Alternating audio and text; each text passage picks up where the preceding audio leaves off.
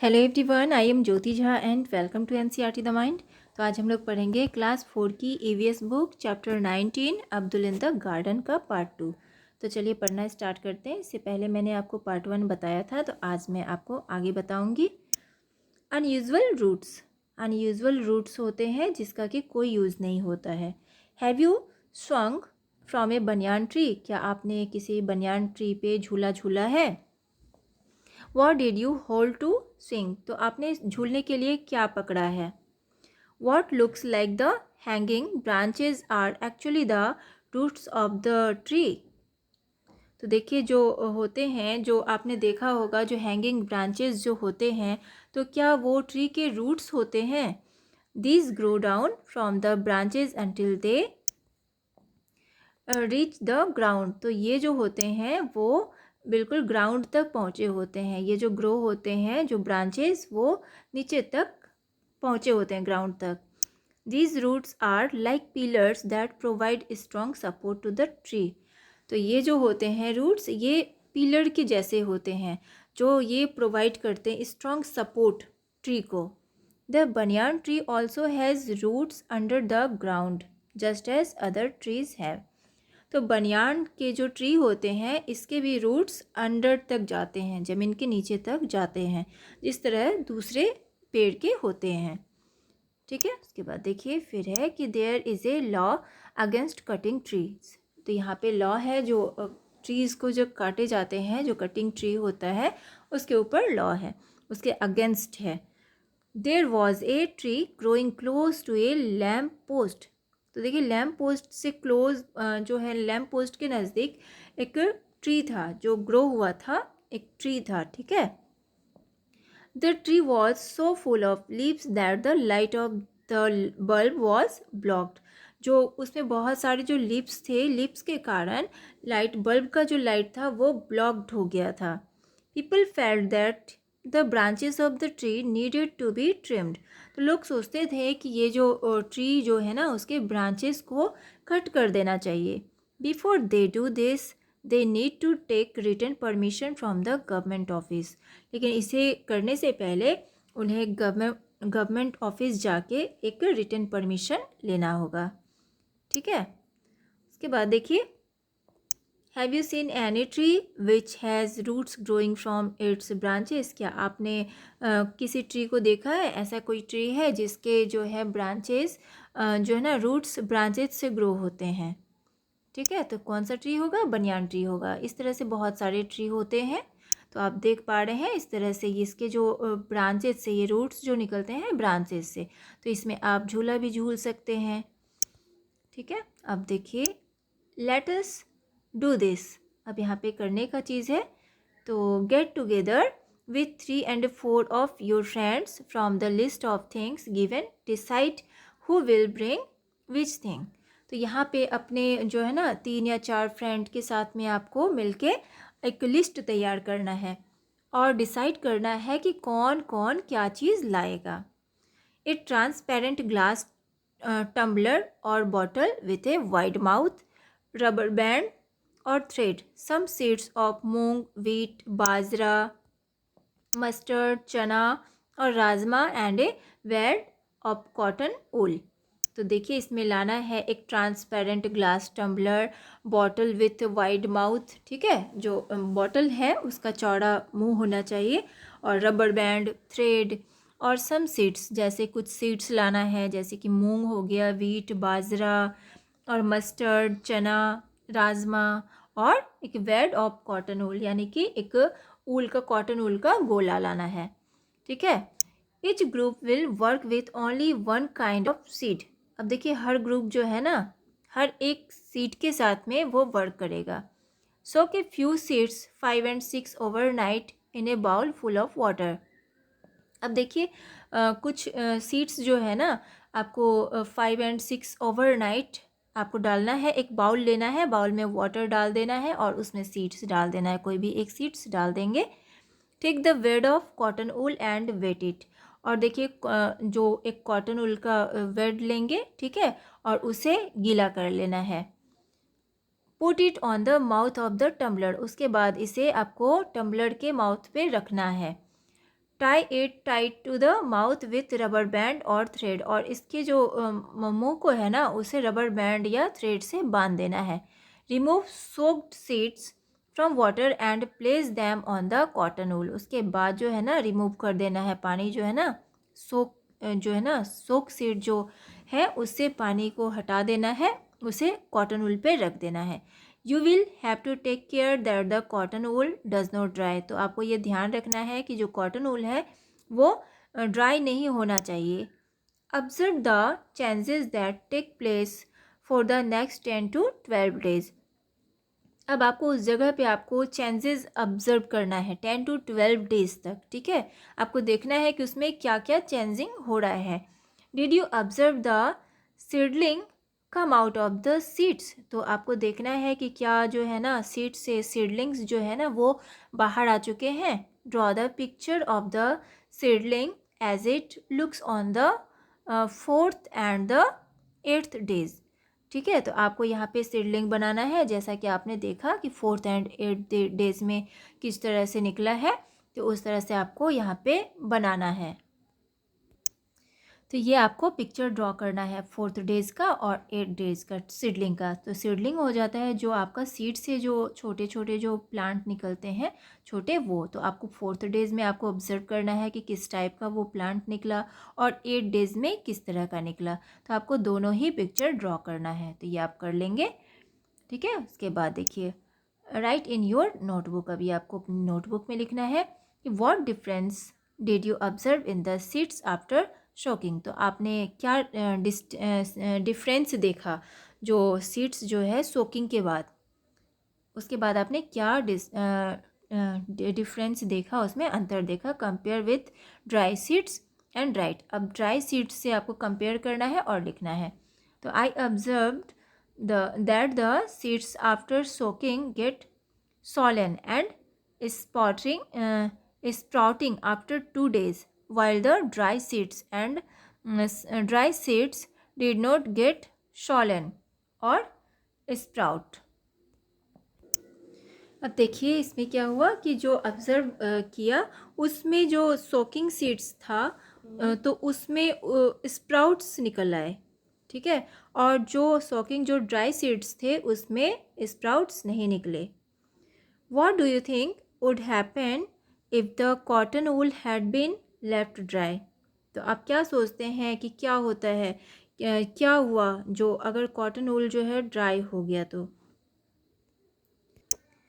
क्या होगा अगर कॉटन वूल को सूखा छोड़ दिया जाएगा। तो if the cotton wool had been left dry then the seeds will not sprouts, अगर सूखा छोड़ दिया जाएगा तो उससे सीड्स से जो है ना स्प्राउट्स नहीं निकलेंगे, ठीक है। उसके बाद देखिए in which direction did the roots grow, तो किस डायरेक्शन में रूट्स ग्रो होते हैं, एंड द स्टेम और स्टेम, तो the roots grew in the downward direction and the stem grew in the upward direction. जो रूट्स होते हैं वो डाउनवर्ड डायरेक्शन में ग्रो होते हैं और जो स्टेम होते हैं वो अपवर्ड, ठीक है।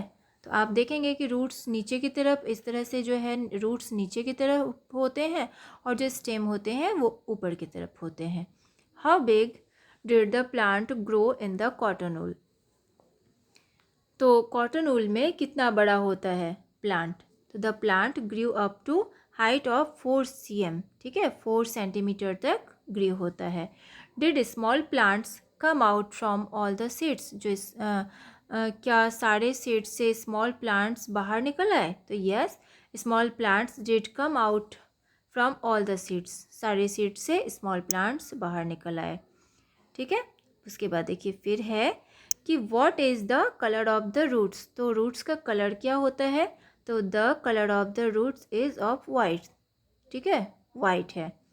Did you see any hair on the roots, तो क्या आपने रूट्स के हेयर देखे हैं, किसी भी तरह का हेयर्स देखा है, तो yes I notice the hair on the roots after 8 days, तो 8 days के बाद मैंने नोटिस किया कि 8 days के बाद हेयर होता है रूट्स का।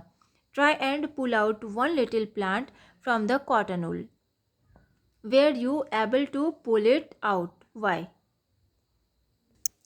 तो देखिए इसमें कहा जा रहा है कि आप ट्राई कीजिए एक लिटिल प्लांट को कॉटन वूल से बाहर निकालने का, ठीक है। और तो क्या आप उसे निकाल पा रहे हैं या नहीं निकाल पा रहे हैं? अगर नहीं निकाल पा रहे तो क्यों नहीं निकाल पा रहे हैं? तो yes, I was able to pull out but with much effort as the roots made grip with the cotton. देखिए मैं इसे निकाल पा रहा हूँ, लेकिन जो है ना इसमें ग्रिप बना लेता है। कॉटन में जो है ना ये एक रूट्स जो है ना वो एक ग्रिप बना लेता है। Did you see how the roots grip the cotton wool? तो क्या आपने देखा कि किस तरह से कॉटन वूल में ग्रिप बना लेता है रूट्स?